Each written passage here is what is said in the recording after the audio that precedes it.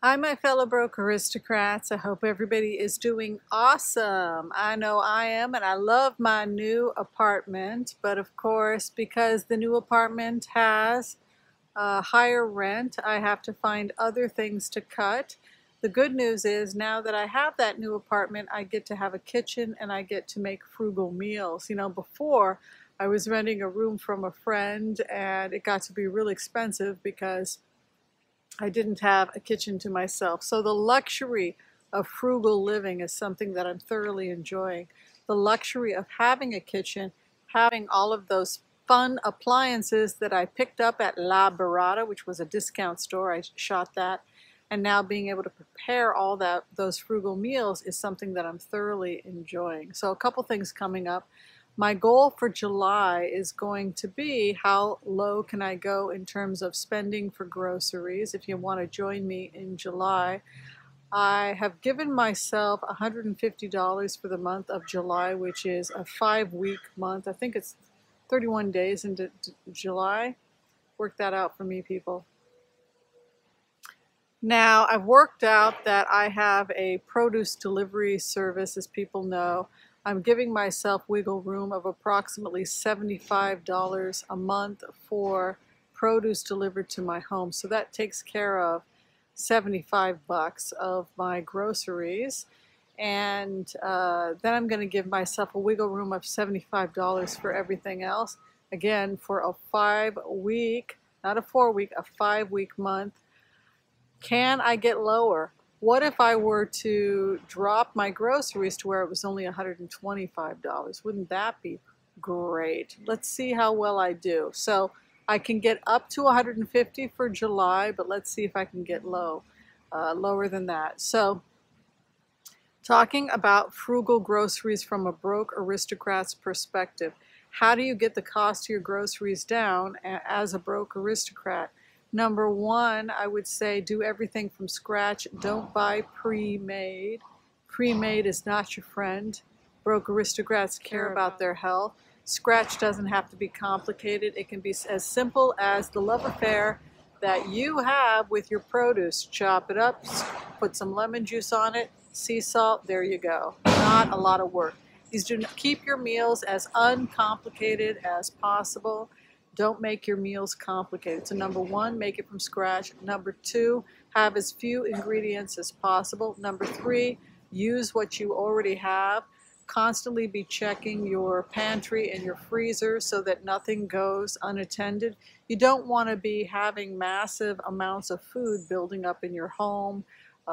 Especially the month of July is good for me trying to get my groceries down because sometimes things wind up in the pantry that shouldn't be there. The next thing you know, the flies come, the bugs come, particularly your grains, if you aren't storing them in the freezer. So July will be a great time to clean out the pantries and eat our way through things. If you're somebody like me who doesn't have a lot of time, you may want to designate 1 or 2 days a week to prepare large things in bulk. For example, a chop salad is not going to wilt because a chop salad is stored in lemon juice. So you just take a bunch of cucumbers, take a bunch of tomatoes, maybe some celery, maybe some radishes, whatever you get at Imperfect Produce or whatever is on sale. Wash it good, chop it really fine, stick it in a bowl, put some lemon juice on it, and stick it in the refrigerator. You're done. Now, anytime you want some chop salad, you just take a scoop of chop salad and it's ready to go. The truth of the matter is the cheapest way to live and be frugal when it comes to our groceries is just to keep it simple and to make it from scratch. The other thing is to reduce animal consumption. We've talked a lot about this here on Broke Aristocrats. It's expensive for our heart health. It's also expensive to our wallet. So again, if you're living on a mostly plant-based diet and you have some kind of a program or some way of getting cheap fruits and vegetables, say for example you're gardening, that's going to take care of a lot of the problem in terms of access to food. The other tip I would give people is to reduce consumption of animal products. I love the dish I made the other day, the chicken rice artichoke dish. because it was a meat dish. But I started off saying to people, all right, we're going to have 6 legs. It's going to be 6 servings. I put that puppy in the oven and out came 12 servings because it was a slow cook method. Everything fell off the bone. It all got mixed together. I have had 5 servings so far, and I've got 40% left of the dish.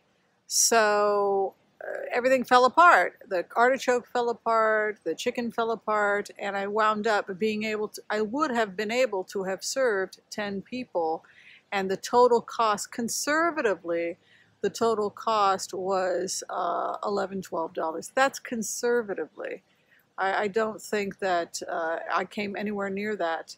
As I mentioned, the chicken for that dish was $5.25, and that's organic. And the organic vegetables, I did not go through $6 of produce from Imperfect Produce, more like $2 or $3. So realistically, I spent about $9 on that meal, and I got 10 servings. So that taught me something. It taught me that, number one, cooking from scratch, cooking in large pots, just like they do in the old country, making it mostly plant-based. Those are all ways that we can save money. You don't have to go with coupons. There's great ways also to get those staples, beans, rice, etc. I'm not big on beans, but I am big on rice and quinoa, that sort of thing. I just go to Whole Foods. Yes, I go to Whole Foods occasionally, and I buy stuff in the bulk bins, and it's only a few bucks a pound. Quinoa is a little bit more expensive if you go with that. Lentils, etc. The red lentils, very easy to digest, very delicious. So those are a couple things that I'm starting to realize about frugal cooking. Make it from scratch, have it be mostly plant-based. Those two things are important. Don't waste anything is another thing that I would also add as a tip for keeping it frugal. And find a good program for cheap available produce. That's definitely something I've done. I'm excited about July because I want to see just how low I can get with spending money. I think I do have 3 deliveries coming with Imperfect Produce, and they'll run me between $20 and $25 depending upon what I order. So there goes $75. Let's see how far I can get through my pantry.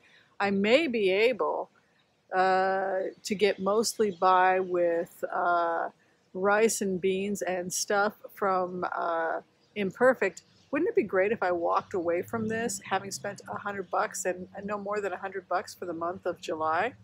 Okay, so I'll keep you guys posted. Be sure and share, like, subscribe. Tell me what you're doing to take care of yourself without breaking the bank. And don't forget, when it comes to nutrient-dense food, it's not expensive. Just make it from scratch. Keep it simple, mostly plant-based. And try and find affordable resources for your produce. And I will link those below. Thanks for watching, everybody. We'll see you next time. Bye.